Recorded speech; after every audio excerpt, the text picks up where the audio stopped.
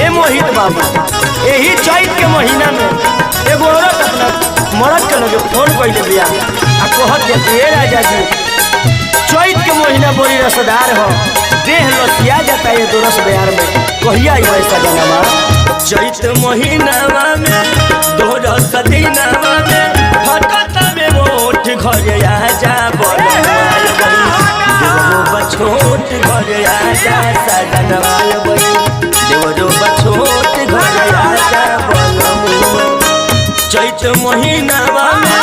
दोरस दिनावा में फटत में मोट घर आजा ये राजा बई देवरो बछोट घर आजा ये राजा बई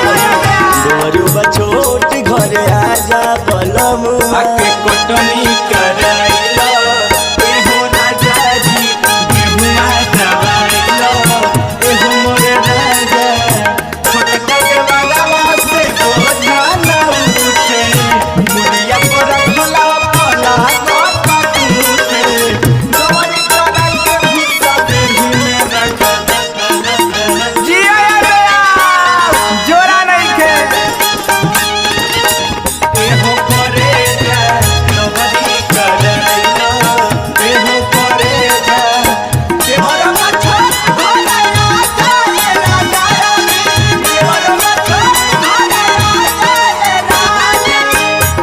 परदेशवा में काटता रचानी हटल बाजार खेत खोजतिया पानी ए राजा जी अरे सुनी ना तू तो परदेशवा में काटता रचानी हटल बाजार खेत खोजतिया पानी मन घबराइल बाटे गेहूं झुराइल बाटे मन घबराइल बाटे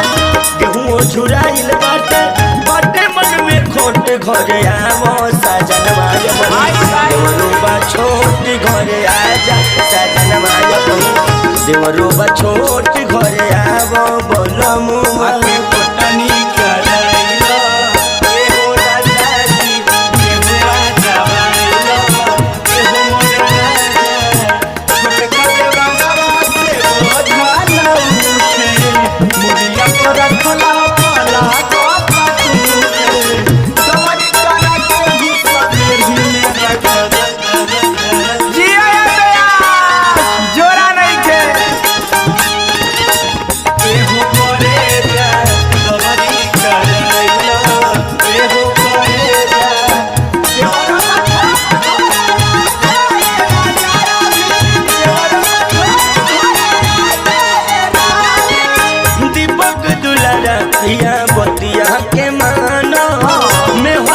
दुख राजा तनियो सजाना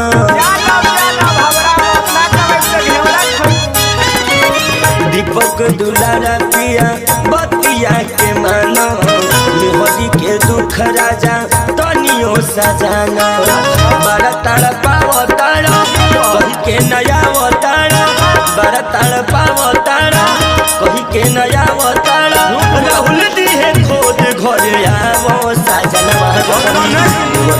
छोट घर आवो बोलबू आए बई देवरो छोट घर आजा सजनवा BMC रिकॉर्डिंग स्टूडियो